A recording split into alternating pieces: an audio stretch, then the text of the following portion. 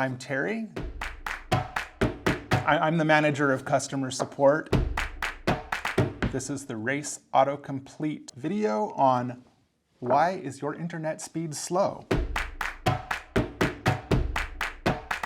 I think before we start to answer this question, we need to define speed.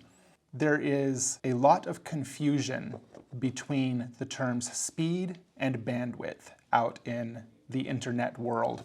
Bandwidth is the total amount of data that your internet circuit can send and or receive at any given moment. Speed is the actual amount of data that a particular device on your network is sending or receiving at any given moment. Bandwidth is sort of how many lanes you have on the highway, and speed is sort of how fast can your car go. In a lot of instances, increasing bandwidth is not going to increase speed. And in almost all instances, speed is going to have an upper limit on any given device. Depending on that device, it may be low, 15, 20 megabits per second, or it may be 2.4 gigabits per second.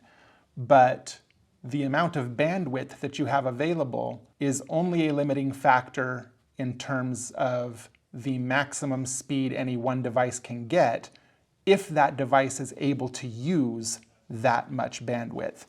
Problems with hardware. That accounts for the vast majority of speed issues.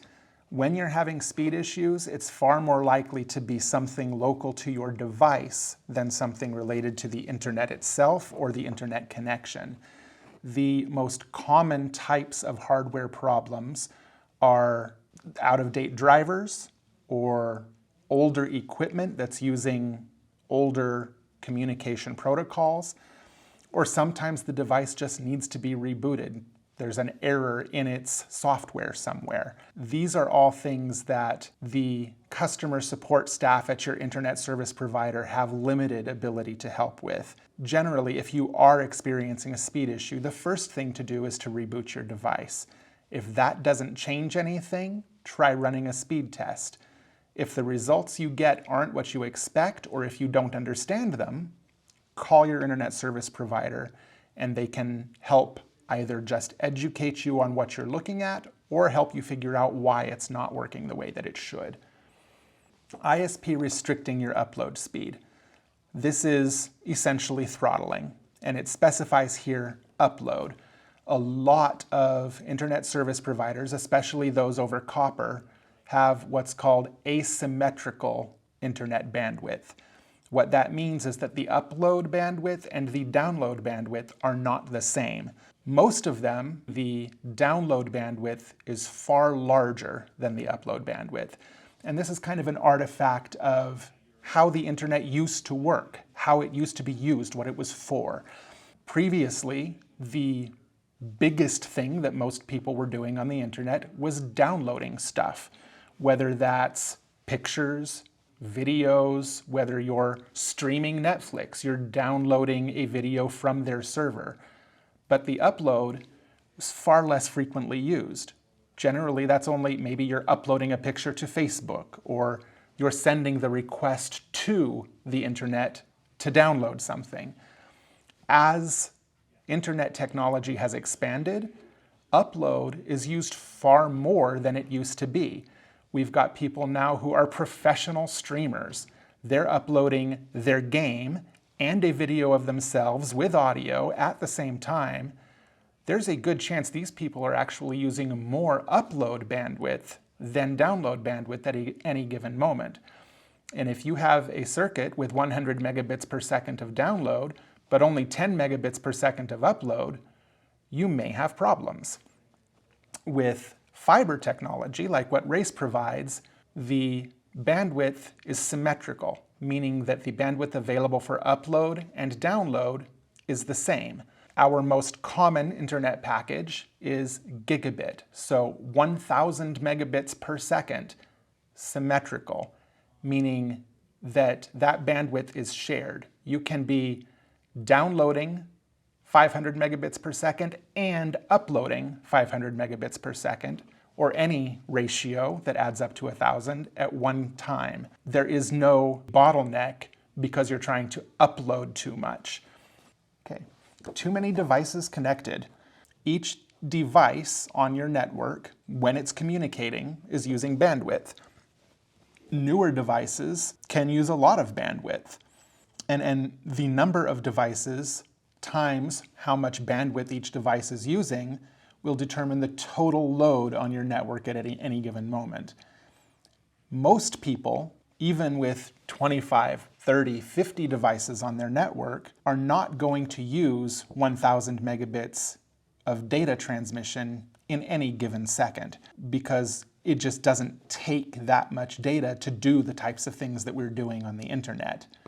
It is possible, if you are doing a very data-intensive thing on one or more of your devices, and you reach the cap of your bandwidth, that other devices will slow. With a 1 gigabit per second circuit, it doesn't happen very often. If you have a lower bandwidth circuit, for instance, a 100 megabit per second connection from your cable company, if you're watching 4K video on 2 TVs in the house and somebody else goes into the other room and try to play a video game, they're probably going to lag because you're reaching your bandwidth cap. There's not really anything you can do about that other than increase the available bandwidth by, talking to your internet service provider and getting a higher internet plan, or disconnect some devices from the network.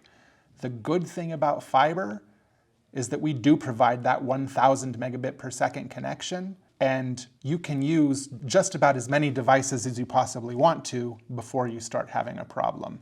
Wi-Fi drivers. Every device has software on it that allows it to communicate with the internet.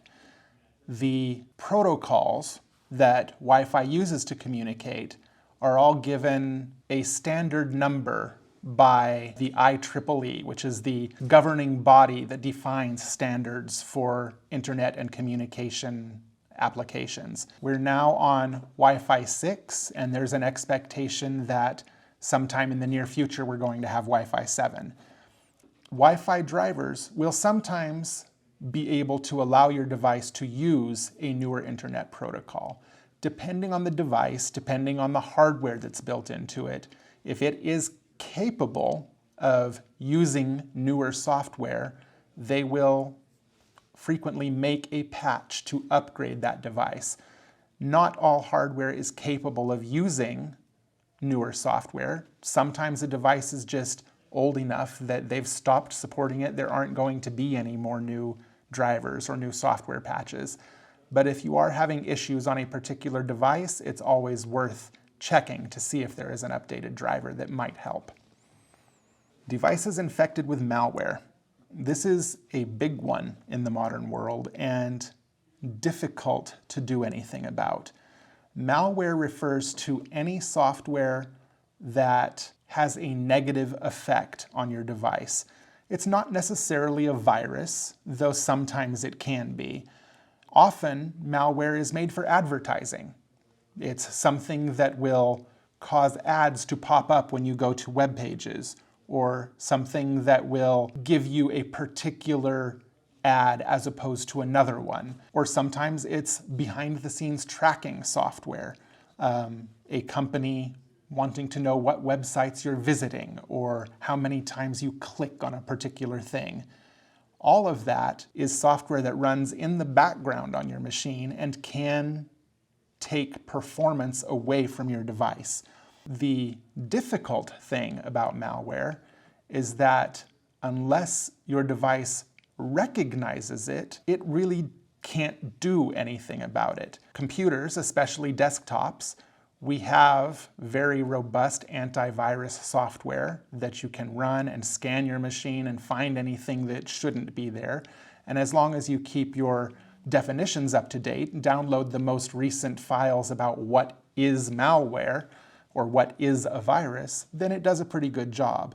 For things like cell phones or video game consoles, you usually don't have to worry about it as much, but if you do get some sort of malware on there, it's very difficult to do anything about that. You can go into your app stores, find antivirus software or anti-malware software, but unless it's from a company that you know and trust, there's a good chance that that software is itself malware or contains malware. Oftentimes, if you find that you have malware, it's a situation where you just have to factory reset your device and start from scratch. And if that's your cell phone, that can be a project. Those softwares exist. There are actors out there in the world who want your data, and malware is one of the ways they're going to get it. And oftentimes the only way you know that malware is there is because of how it affects the performance of your device, by slowing your speeds, causing your connection to drop, or causing your device to do things seemingly on its own.